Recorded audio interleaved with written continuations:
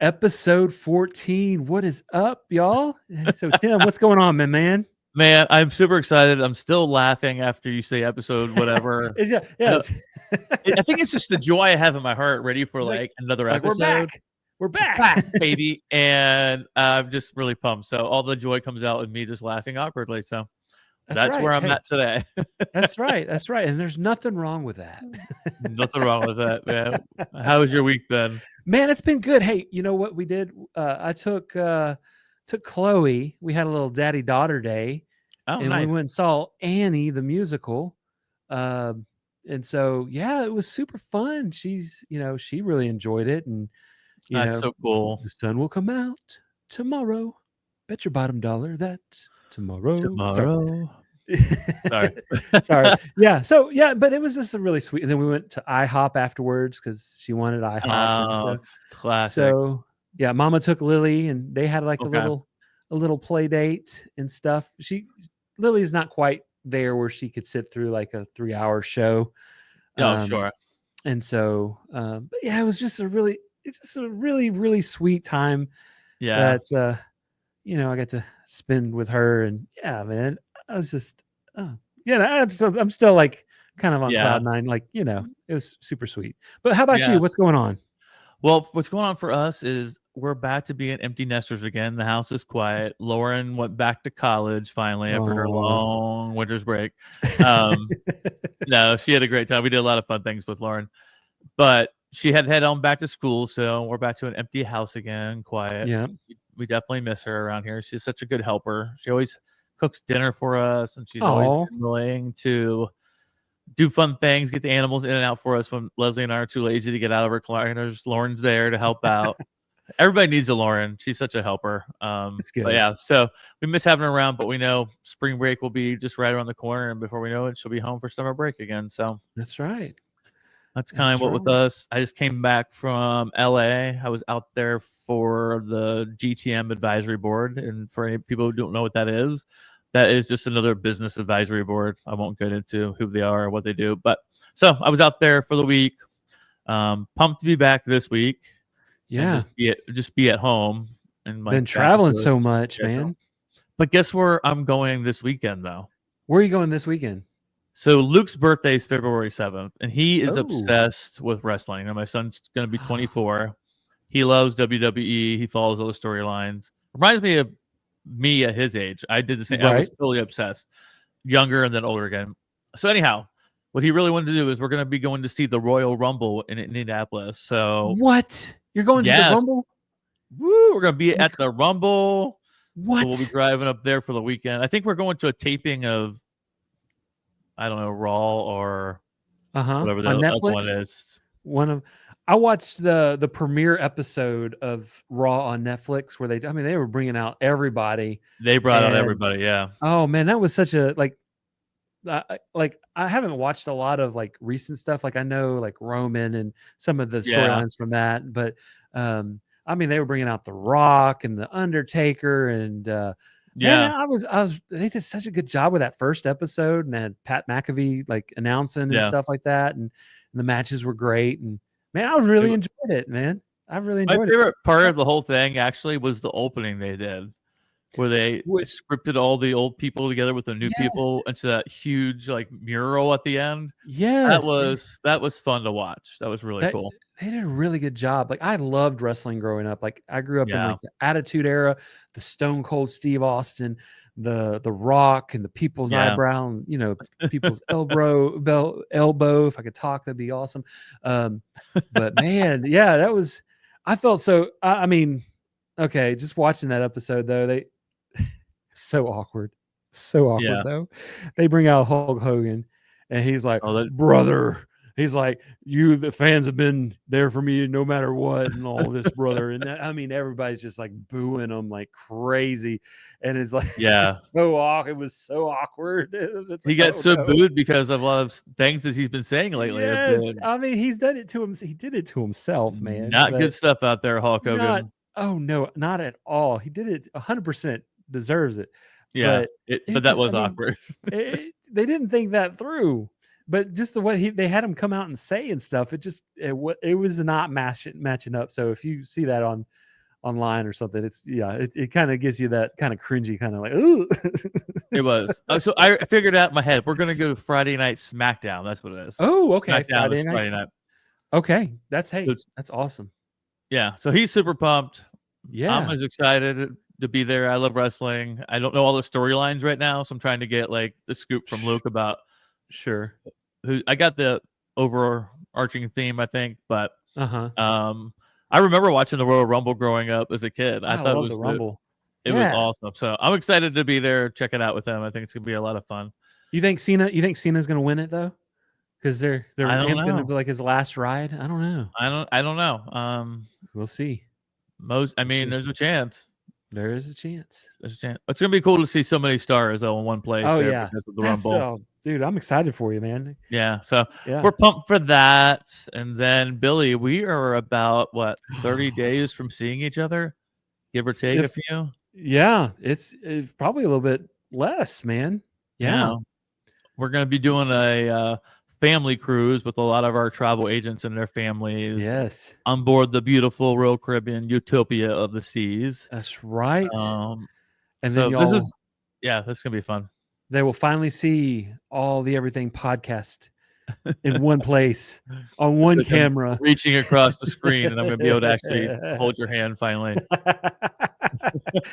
Shoot, but we're super excited. Oh my gosh, it's gonna be a lot of fun.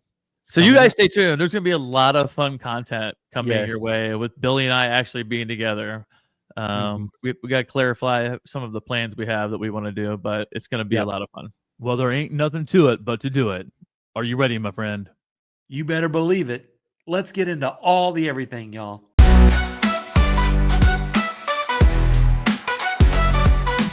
All the everything, we've got it all.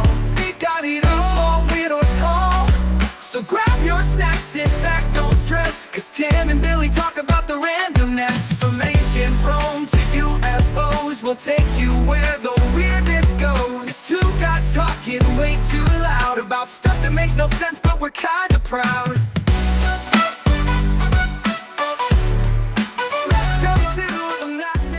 The thing about, I mentioned it to Billy, but I'll say it to you guys as well, about coming on and doing just a true crime episode, and I'm sure we'll do many other ones as well, is that we don't do it all the time. So for me, it was kind of intimidating, like, okay, don't pick a story that 12 billion podcasts have already told, maybe.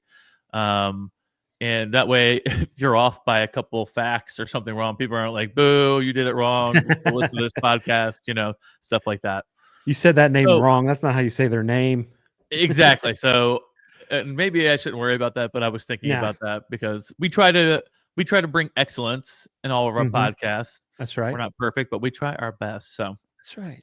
So what I did wasn't necessarily a true crime. It's more of an unsolved story of crime and mystery. So I like it. Today we're going to be talking about the escape from Alcatraz. Now, do you know anything about this story? I have no idea. Now, I have seen The Rock with Sean Connery. Has nothing to do with that. But but that's still a great movie. One of my faves, Nicolas Cage in the house. Yep. So let's talk about Alcatraz before we get into the story. So in its heyday, it was the ultimate maximum security prison. Okay. It's located on a lonely island in the middle of the San Francisco Bay. Alcatraz, aka The Rock, as Billy was just talking about, had held captives since the Civil War. But it was in 1934, where the highlight of the major war on crime, that Alcatraz was refortified into the world's most secure prison. Its eventual inmates included dangerous public enemies like Al Capone, George Machine Gun Kelly, and criminals who had a history of escapes, and other occasional odd characters like the infamous Birdman of Alcatraz. Okay. So in the 1930s, Alcatraz was already a forbidding place surrounded by cold, rough waters of the Pacific. The redesign included tougher iron bars, a series of strategically placed positioned guard towers, and strict rules, including a dozen checks a day of the prisoners, right? They would make sure nobody was going anywhere. Escape seemed nearly impossible. Despite the odds, from 1934 until the prison was closed in 1963, 36 men tried, 14 separate escapes. Nearly all were caught or didn't survive the attempt. Ooh. But the fate of 3 particular inmates, however, remains a mystery to this day. And here is their story. Here we go, my friends. The 1962 Alcatraz escape attempt. So in June 1962, inmates Clarence Anglin, John Anglin, and Frank Morris escaped from Alcatraz Federal Penitentiary. So late on the night of June 11th or early morning of June 12th, the 3 men tucked papier-mâché model heads resembling their own likenesses into their beds, broke out of the main prison building via ventilation ducts and unguarded utility door, and departed the island aboard an improvised inflatable raft to an uncertain fate. Ooh. A 4th conspirator, Alan West, failed in his escape attempt and remained on the island. Now, hundreds of leads poured in from the FBI and local law enforcement, people who were looking for anything like as far as the boat, the bodies, anything like that, but they had no clue. There was nothing, in the case still remains today open with the U.S. Marshal Services. But let's get into the nitty-gritty of it. Who were these people? So let me tell you, start with Frank Lee Morris. Morris was born on September 1st, 1926. He was born in Washington, D.C., but at the age of 11, he was orphaned. He spent the rest of his childhood in foster homes. He was convicted of his first criminal offense at 13, and by his late teens, he'd been arrested for crimes ranging from narcotics, possession, to armed robbery. Now, he spent most of his early years in jail serving lunch to prisoners. Later, he was arrested for grand larceny in Miami Beach, car theft, and armed robbery. Mm-hmm. Morris reportedly ranked in the top 2% of the general population in intelligence, as measured by his IQ testing of 133. Wow. That boy was smart. Yeah, he was. He served time in Florida and Georgia, then escaped from Louisiana while serving 10 years for bank robbery. He was recaptured a year later. These people never learn their lesson, right? I mean, he's the smartest dumb guy I've heard of, you know? That's a great way to put it. Yeah. He was recaptured a year later by committing another robbery and was sent to Alcatraz on January 20th, 1960 as inmate number AZ-1441. Ooh. That's Frank Morris. So John and Clarence Anglin were born on May 2nd and May 11th in 1930 and 1931. So Okay. they're about just a year apart from each other. They were born into a family of 14. That's a big old family. That is. And it's a huge family in Donaldsonville, Georgia. Their parents, George Robert Anglin and Rachel Van Miller Anglin, were seasonal workers. In the 1940s, they moved the family to Ruskin, Florida, about 20 miles south of Tampa. They moved their family constantly with the truck farms and into tomato fields and provided a reliable source of income just for the family. Now, each June, they migrated all the way up to Michigan to pick cherries, and they became skilled swimmers and amazed their siblings by their swimming in frigid waters of Lake Michigan as ice still floated on its surface. These are the brothers, John and Clarence. They're crazy. We go to Michigan every summer, and the temperature's like 60-something. I do not touch that water. No, But Clarence was first caught breaking into a service station when he was 14. The brothers together began robbing banks and other establishments as a team in the early 1950s, usually targeting businesses that were closed to ensure that no one got injured. They claimed to use a weapon only once during a bank heist, but it was a toy gun. Mm-hmm. And on January 1958, brothers John Clarence and Alfred Anglin, I guess none of their brothers got involved, robbed the Bank of Columbia in Columbia, Alabama. Are you close to Columbia, Alabama?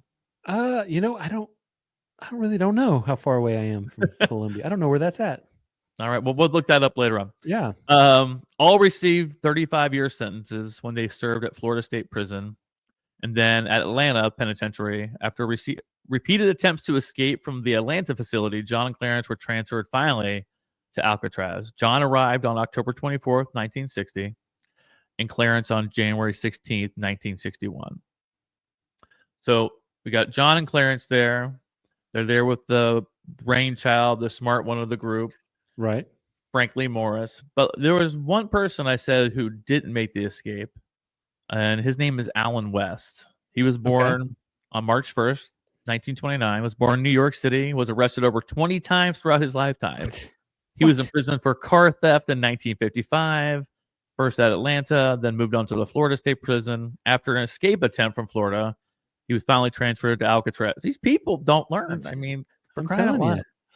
you. He moved to Alcatraz in 1957 at the age of 28 and became inmate AZ-1335, just in case you were wondering. There you go. So now we know when this took place. We knew the characters involved, kind of their background, how they got into their life of crime. Now let's get into the escape. The 4 inmates all knew each other from previous incarcerations in Florida and Georgia.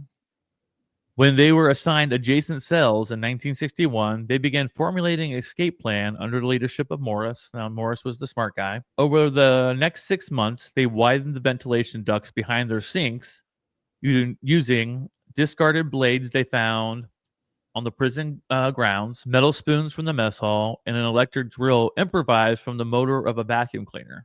Oh, wow. Again, these people are smart. They just need to use their smarts for good instead of bad. That's right. The men concealed their work with painted cardboard and masked the noise of Morris's accordion on top of the ambient dim of music hour. Now, let me explain this, right? They used to, every single night, they had a music hour in the prison. So anybody who had any kind of stringed instruments like guitars, flutes, accordions, anything could play music at night. It was just something they allowed during that time. Mm-hmm. So they took advantage of that, right? That's right. So why they were working to try to certainly break out there and dig a little hole, they would do it during music hours and disguise everything. Once the holes were wide enough to pass through, the men accessed the unguarded utility corridor directly behind their cells tier and climbed to the vacant top of the cell block, where they set up a clandestine workshop. Here, using over 50 raincoats, among other stolen and donated materials, they constructed their life preservers. Based on a design Morris, the brainchild, found in a magazine from 1962 of Popular Mechanics with the article, Your Life Preserver, How It Will Behave If You Need It. So here they are. They're looking for different ways to get off the island because they know they're in the middle of one of the hardest places to escape from. You got the rocky waves there in the San Francisco Bay, right? So now they're working on getting some of these life preservers constructed.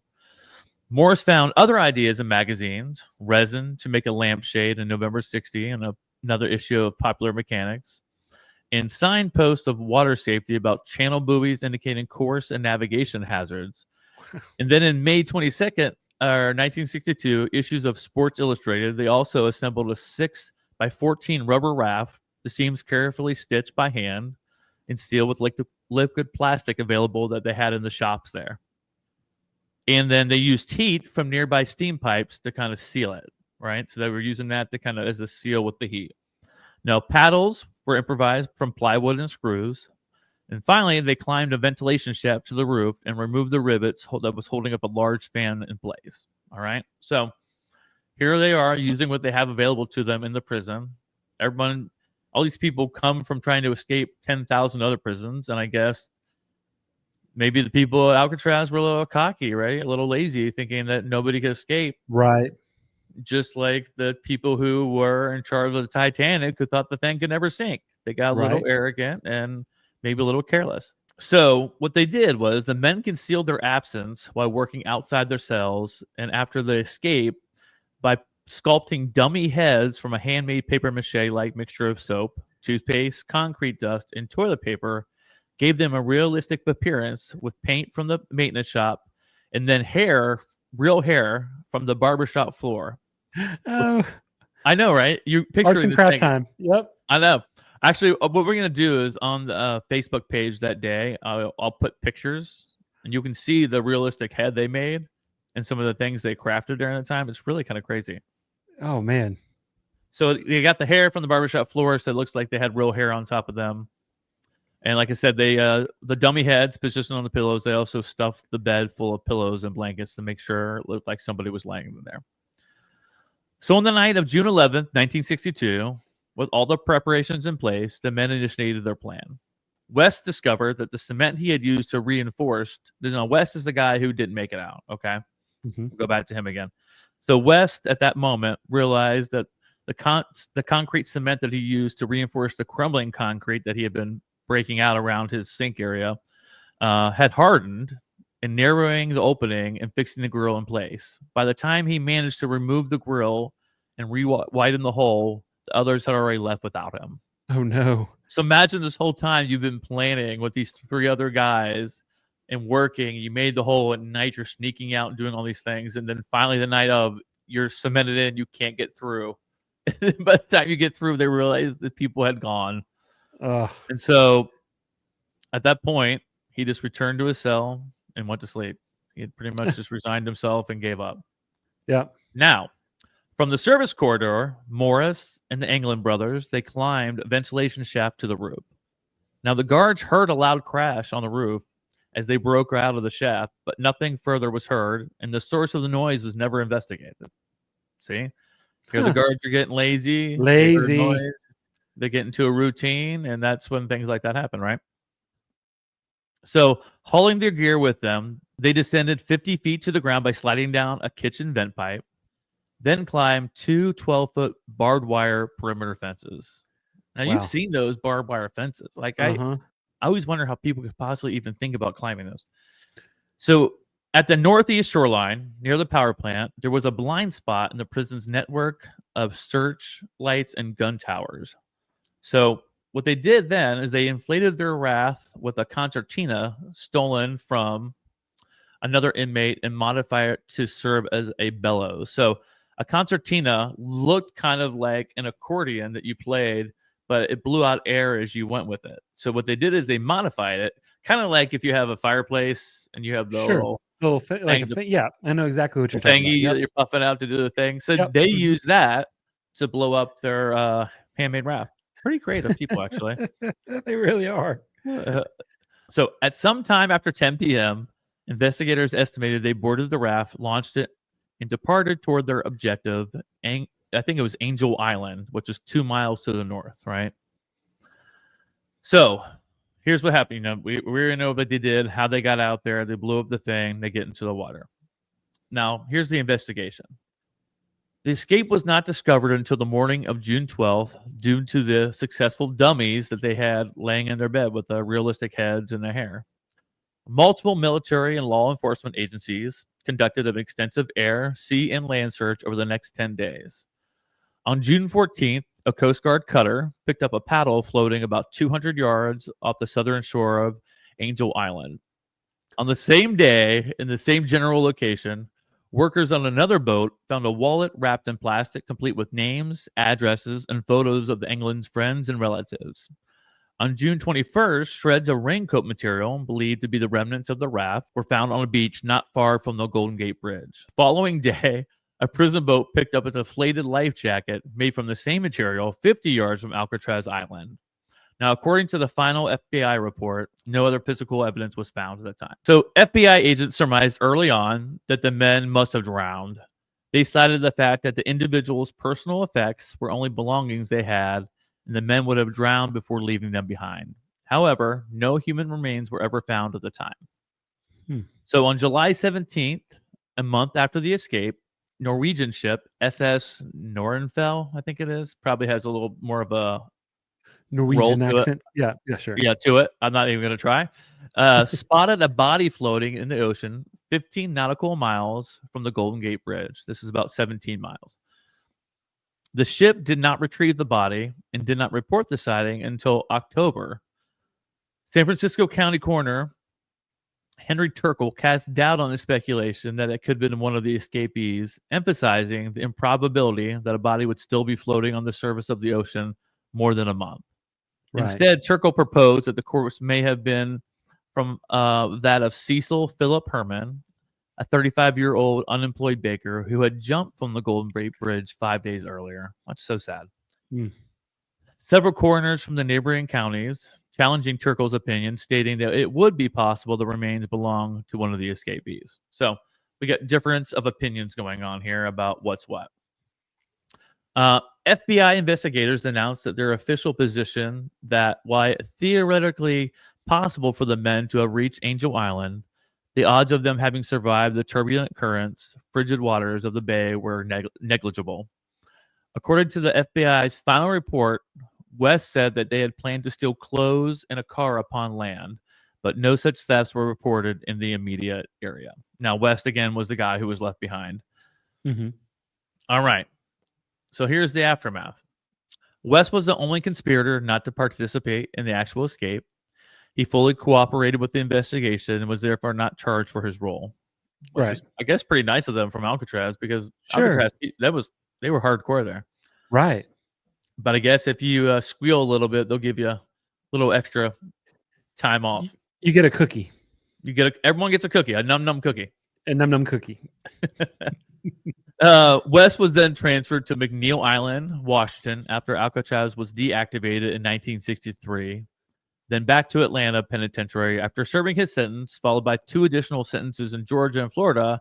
He was actually released in 1967, only to be arrested again in Florida the following year on charges of grand larceny. I could see it in your face. You knew it was coming. I knew it was coming. Yep. Mm-hmm. At Florida State Prison, he fatally stabbed another inmate in October 1972. He was serving multiple sentences, including life imprisonment on the murder conviction, when he died of acute I'm going to say this wrong. It's with the heart, where the heart fills up with water. Okay. Peritonitis in 1978, something like that. Something with his heart. Yeah. I don't know these words, people. All right, just go with it. You're not a doctor. It's I'm not a doctor. Ask your wife later on what that means. Yeah. Okay. Because you are married to the doctor. All right. So on December 16th, 1962, Alcatraz inmate John Paul Scott made water rings from inflated rubber gloves, and he swam the 2.7 nautical miles from Alcatraz to Fort Point at the southern end of the Golden Gate Bridge. He was found there by teenagers suffering from hypothermia and exhaustion. Like, no wonder, right? After recovering in Letterman Army Hospital, he was returned to Alcatraz. Scott is the only documented case of an Alcatraz inmate reaching the shore by swimming. Today, athletes swim from the same Alcatraz to Fort Point route as part of 2 annual triathlon events. Did you know that? Nope. I did know that, but nope, not from this guy. Mm-mm. Not me. Not getting in that water. Because Alcatraz costs more to operate than any other prisons, nearly $10 per prisoner per day, as opposed to $3 per prisoner per day in Atlanta, and because 50 years of saltwater saturation had severely eroded the buildings, Attorney General Robert F. Kennedy ordered the facility to be closed on March 21st, 1963. That was the end of Alcatraz. Wow. Yep. So the FBI closed its file on December 31st, 1979, after a 17-year investigation. Their official finding was that the prisoners most likely drowned in the cold waters of the bay while attempting to reach Angel Island. They cited the remains found of the raft, as well as the personal effects of the men, as evidence that the raft broke and sank at some point, and the 3 convicts succumbed to hypothermia, with their bodies swept out to sea by the rapid currents from the San Francisco Bay. The FBI did hand over their evidence over to the United States Marshal Service, whose investigation remains open to this day. As Deputy U.S. Marshal Michael Dyke told NPR, there's an active warrant and the Marshal Service doesn't give up looking for people. In 2009, Dyke said that he was still receiving leads on a regular basis, and the warrant will expire in the year 2030, when the missing men would be at least 100 years old. In 2022, age-progressed drawings of the missing men were released by the Marshal Service through the FBI website. So we think that's the end, right? Now, here are some reported sightings of the people who escaped. In January 1965, the FBI investigated a rumor that Clarence Anglin was living in Brazil. Agents were dispatched to South America, but found no direct evidence that he was there. A man called the Bureau in 1967, claiming to have been Morris's classmate and to have known him for 30 years. He said he bumped into him in Maryland, described him as having a small beard, a mustache, but refused to give further details. First of all, how does that make any sense? If you're not gonna, if you're gonna tell. You know what I'm saying? When I was doing the research on that, I read this guy's thing. I'm like, why would you tell him all this? Like, I don't want to get involved any further. No. Family members of the Anglin brothers occasionally received postcards and messages over the years.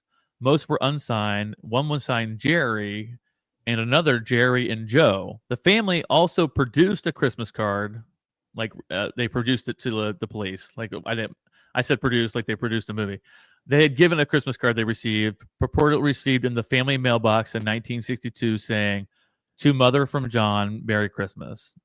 Another of England's 11 siblings, Robert, also said that sometimes the phone would ring and that all could be heard was breathing on the other end, Robert said.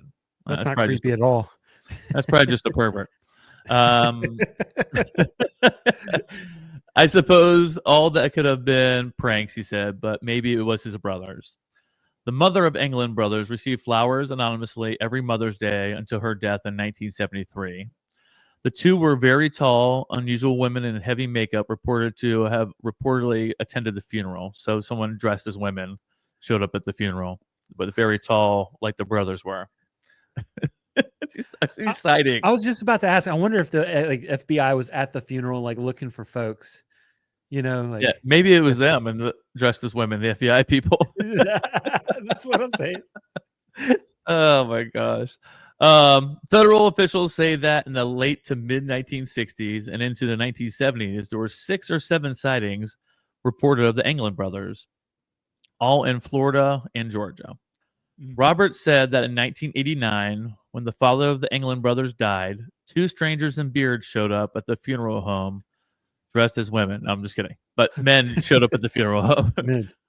According to Robert, they stood in the front of the casket looking at the body for a few minutes. They wept, then they walked out. In 1989, a woman who identified herself only as Kathy called Unsolved Mysteries tip line. Good old Unsolved Mysteries. If you go back to my top 5 TV shows. Yeah, that's right. There we go. A tip line to report that a photo of Clarence Anglin matched the description of a man who lived out on a farm near Marianna, Florida. I'm not sure if I'm saying that right. Another woman also recognized a photo of Clarence Anglin and said he lived near Marianna as well. She correctly identified the eye color, height, and other physical features. Another witness claimed the sketch of Frank Morris, he was the brainchild of everything, or a striking resemblance to the man that she had seen in the same area. So, here all this time later, they're having all these sightings. So they're with the conspiracy that these people are still alive, right? So here we go. Claims and developments. A day after the escape, a man claiming to be John Anglin called a lawyer. Her name was Eugenia McGowan in San Francisco to arrange a meeting with the U.S. Marshal's Office. When McGowan refused, the caller terminated the phone call. Now, Robert Chechi, a San Francisco police officer, said that at 1 a.m. on the morning of June 12, he saw an illegal boat in the Bay Area of Alcatraz. A few minutes later, the boat had left, heading under the Golden Gate Bridge. This led to speculation that the prisoners might have enlisted outside Confederates to pick them up. The FBI dismissed Chechi's account out of hand. That's real nice. In 1993, a former Alcatraz inmate named Thomas Kent told the television program America's Most Wanted that he had helped plan the escape and claimed he provided significant new leads to investigators. He said that Clarence Anglin's girlfriend had agreed to meet the men on the shore and drive them to Mexico. He declined to participate in the actual escape, he said, because he knew he could not swim. Officials were skeptical of Kent's account, but he was paid $2,000 for his interview. Well, I guess I'd be a little skeptical too. He was getting paid $2,000 maybe to make up a story. A man named John Leroy Kelly dictated an extended deathbed confession to his nurse in 1993. Kelly claimed that a partner picked up Morris and the Anglins in a boat, transported them to Seattle, Washington area.